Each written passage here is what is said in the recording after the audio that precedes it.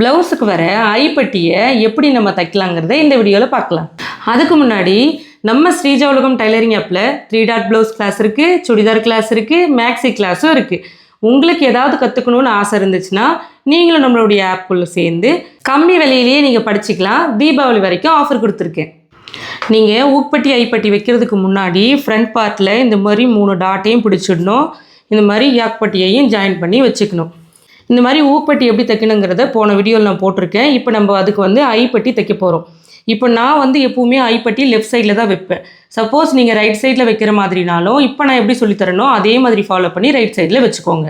ஐப்பட்டி எப்பவுமே துணியோட wrong side பக்கம் தான் தைக்க ஸ்டார்ட் பண்ணணும். இப்படி துணியோட ராங் சைட் பக்கம் எடுத்து வச்சுக்கோங்க. ஐப்பட்டியோட வித் நான் 2.5 இன்ச் எடுத்திருக்கேன். லென்த் இங்கே ஐப்பட்டி எவ்வளோ இருக்கோ அதை விட எக்ஸ்ட்ரா ஒரு 2 இன்ச்சு சேர்த்து எடுத்துக்கோங்க. இப்போது துணியோட ராங் சைடில் வைக்கிறோம். வைக்கும்போது இது எப்படி இருக்கோ இந்த கிளாத் அப்படியே சிங்கிளாகவே வைக்கிறோம். 1 இன்ச்சு இப்படி மேலே தள்ளி வைக்கிறோம். அந்த எக்ஸ்ட்ரா விட்டோம் இல்லையா, அந்த 1 இன்ச்சு மேலே ஒன்று போயிடும், கீழே 1 இன்ச்சு வந்துடும். இப்போது இந்த பட்டிக்கு மேலே 1/2 இன்ச்சில் தையல் போடுறோம். இந்த மாதிரி தச்சுக்கிட்டே வரும்போது ஒரு 1 இன்ச்சுக்கு முன்னாடியே நிறுத்திடணும். இந்த பட்டிக்கு 1 இன்ச்சுக்கு முன்னாடியே நம்ம இந்த மாதிரி ஊசியை நிப்பாட்டிட்டு கீழே இருக்க கிளாத்தை இப்படி மடித்து வைக்கணும். இந்த பட்டிக்கு சமமாக மடிக்கணும். மடிச்சுட்டு அப்படியே தையல் போட்டு முடிக்கணும். ஒரு தையல் ஓட்டி விட்டு முடிங்க. இப்போது இந்த பட்டி கிளாத் இருக்கு இல்லையா, இதை அப்படியே இப்படி திருப்பிடணும். திருப்பும்போது இப்போ நம்ம தச்ச பிசுறு இந்த பட்டி பக்கம் பார்த்து தான் இருக்கணும். இப்படி தள்ளிட்டு இதுக்கு மேலே ஓரமாக ஒரு பதிச்சு தையல் போடணும். முடிக்கும்போது ஒரு தையல் ஓட்டி விட்டு முடிச்சுக்கோங்க. இப்போது இதை அப்படியே துணியோட ரைட் சைட் பக்கம் திருப்பிடணும். திருப்பிட்டு இந்த ஓரமாக ஒரு 1/2 இன்ச் அளவுக்கு இப்படி மடிக்கிறோம்.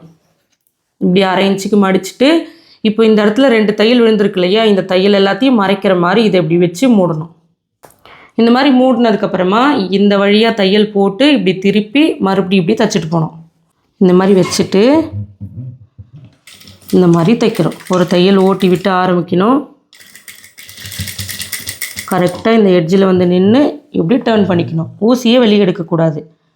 இப்போது இந்த இடத்துல இந்த 1/2 இன்ச்சை மடித்து அப்படியே வைக்கணும். ஃபஸ்ட்டு எப்படி நீங்கள் மடிச்சிங்களோ அதே அளவு கடைசி வரைக்கும் வரணும்.